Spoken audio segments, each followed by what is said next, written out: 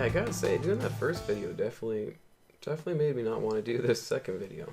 But I will do this video. What will I talk about tomorrow? I have no idea. But I will talk about magazines today because that's what I want to talk about. And I think that's really what's important.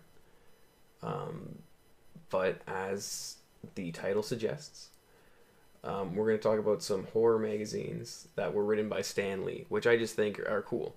But also, I think that these magazines demonstrate how much input Stan actually had within comic writing.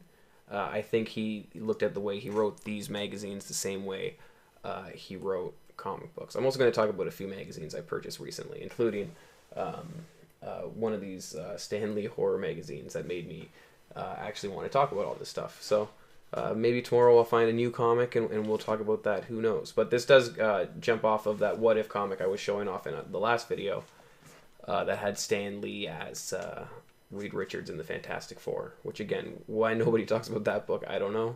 But you would think that would be a good What If to be buying. I don't know. But anyway, so today we're talking about Stan Lee and horror magazines. In 1964, Stan started doing these Monsters to Laugh With magazines. So they're published by Marvel. I believe they're also published by the Marvel comic publisher Curtis. At least some of them are. And just to get an idea of the kind of content you would find, they would take these public domain images, and all Stan would do is add texts. So like in this one, he just adds text, and he just adds goofy things that aren't even funny, but it's Stan Lee, right? So I'm actually really surprised that with all the Stan Lee speculation and people jumping on it, nobody talks about these, which is just interesting. Because you'd think if they were going to talk about anything, did Stan create some of the characters in the Marvel Universe? Well, I mean, it's more rumored that he was given artwork and then he wrote all the dialogue. So is that creating something, or is that just putting dialogue towards something that's obviously already created? Who knows? But in here, he just adds dialogue to just public domain images, and that was the basis of these magazines. And I don't know if they sold that well, but I just think they're really goofy. And I just want to spotlight them because I think they're great magazines to be looking for and picking up because, again, Stan Lee wrote... Anyways, it's crazy. So he did 3 that came out in 1964 called Monsters to Laugh With. They look like this. In 1965 and 1966, 7 more were published under the title Monsters Unlimited. Now, those ones were actually pretty difficult to find images for. I had to go on Heritage. So, they're not that... And another thing to mention is since these are magazines, and since they were published in the 60s, people couldn't really store magazines properly. They weren't as collectible as comics. So, the print runs might be higher than the comic books, but how many are still around and in circulation today would be much fewer than some of these the comic books that came out around the same time. The third volume, which I think is pretty cool, only because of... Well, but also you should notice that on the Monsters Unlimited, it actually puts Stan Lee's name on it. So Monsters to Laugh With, they're all written by Stan Lee. It doesn't have his name on it. But Monsters Unlimited says right in the right bottom hand corner, by Stan Lee, which again, I find that very interesting.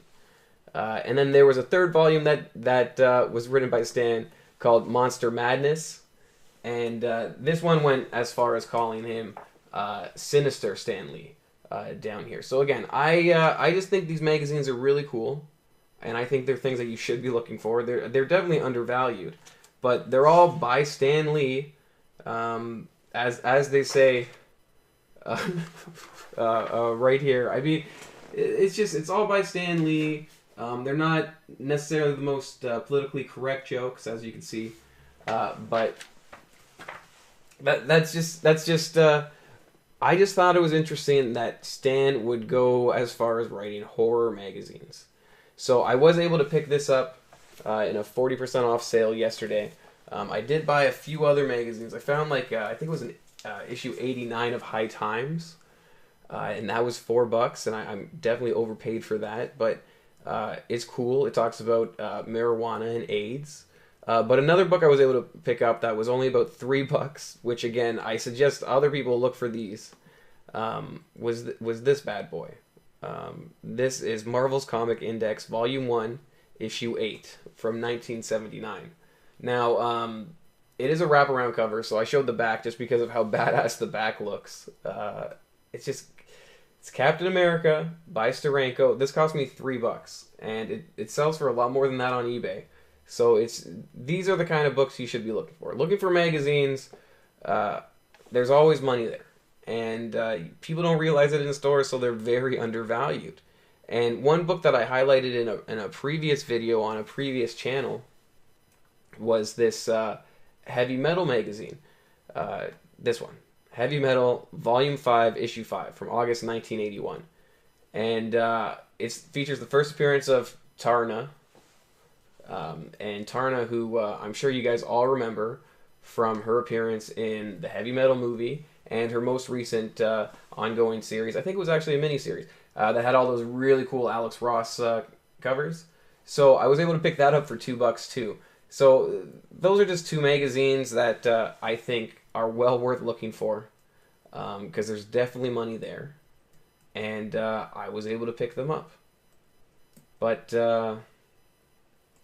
that's all I really wanted to do. Was I just wanted to put a spotlight on some of these horror magazines that were written by Stan Lee, and I think they're great. I mean, I changed my microphone for this video. Hopefully my sound is a little better, or it could be worse. We're about to find out. I am going to have to edit this a little bit, which sucks, but that's just how it is. And again, I thank you for watching. I would love if you like this video. In these two corners right over here, you're going to see a thing to subscribe to the channel. I hope you do that. And up here, there's going to be a playlist of all the videos that I've put out. I'm going to keep doing videos every day, hopefully, until I get tired of it. Also, tomorrow, I'm on the Unpressable Defects, which is another podcast, and hopefully there's a link up here for that. You don't have to subscribe to that, but you should just, well, I don't know. You can subscribe to that, but also subscribe to this one that's down here. Okay, cool. Thanks again.